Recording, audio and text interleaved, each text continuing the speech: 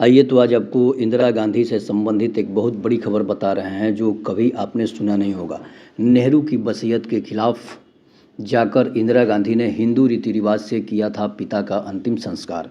जानिए ज्योतिष की किस चेतावनी से डरकर बार बार मंदिर जाने लगी थी इंदिरा गांधी। आपको बताते चले कि द इंडियन एक्सप्रेस की कंट्रीब्यूटिंग एडिटर नीरजा चौधरी ने अपनी नई किताब हाउ प्राइम मिनिस्टर डिसाइडेड में इंदिरा गांधी, राजीव गांधी, बीपी सिंह, पीवी नरसिम्हा राव, अटल बिहारी वाजपेयी, मनमोहन सिंह के कार्यकाल के दुर्लभ और अनकहे विवरणों का खुलासा किया है। भारत की पूर्व प्रधानमंत्री इंदिरा गांधी अपने राजनीतिक जीवन की शुरुआत में बहुत धार्मिक नहीं थी। 1966 में उन्होंने पीएम पद की शपथ संविधान को साक्षी मानकर ली थी, जबकि आमतौर पर नेता पद और गोपनीयता की शपथ ईश्वर के नाम पर लेते हैं।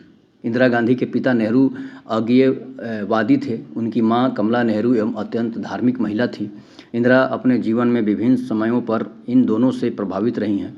द इंडियन एक्सप्रेस की कंट्रीब्यूटिंग एडिटर नीरजा चौधरी ने अपनी नई किताब हाउ प्राइम मिनिस्टर डिसाइड में बताया है कि समय के साथ इंदिरा गांधी कैसे धार्मिक और एक वक्त पर अंधविश्वासी होती चली गई थी।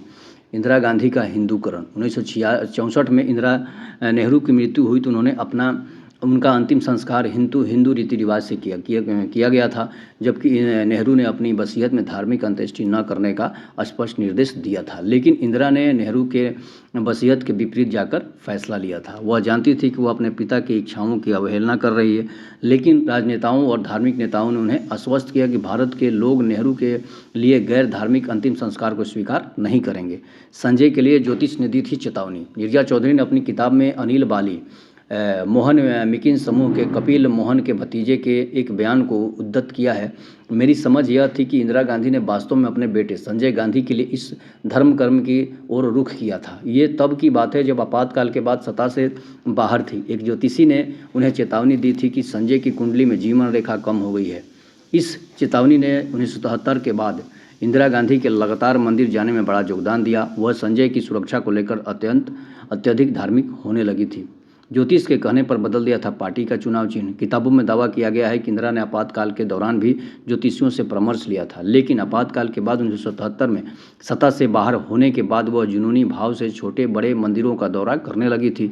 तब कई लोगों को ऐसा लगा था कि इंदिरा ने बाबा देवरावा की वजह से अपनी पार्टी का चुनाव चिन्ह गाय और बछड़े से बदलकर हाथी कर लिया है।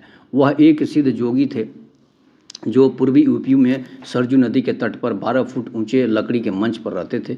वह केवल नदी में डुबकी लगाने के लिए अपने आसन से नीचे उतरते थे। जब इंदिरा 1978 में उनसे मिलने गई तो वे बाबा विशेष रूप से उनसे मिलने आए। उन्होंने अपने दोनों हाथ उठाकर इंदिरा को आशीर्वाद दिया।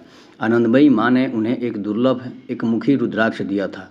उनके पास 108 भूरे मोतियों का एक हार था, जिसे वह गंभीर परिस्थितियों में अपनी रक्षा के लिए एक प्रकार के ताबीज के रूप में पहनती थी। और एक और आध्यात्मिक हस्ती जिसके पास वह पहुंची वह थे जिद्दू कृष्णमूर्ति। उनके समय में रजनीश भी बहुत चर्चित थे।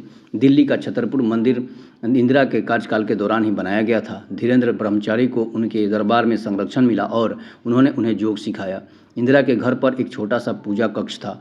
वह हर दिन 108 फूलें चढ़ाने जाती थी। जब वह जनवरी 1980 के चुनाव में जीती, एक बार फिर एक सफदरगंज रोड स्थित अपने पुराने घर लौटी तो उन्होंने इस स्थान को शुद्ध करने के लिए भारी पूजा पाठ कराया था। सूर्य ग्रहण देख गर्भवती मेनका को कमरे में जाने को कहा था।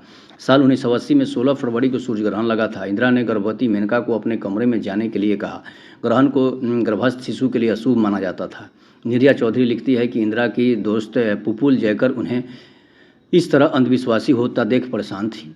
सत्यपाल मलिक बताते हैं कि ऑपरेशन ब्लू स्टार के बाद इंदिरा गांधी ने अपने घर पर 1 महीने के लिए महामृत्युंजय पाठ कराया था।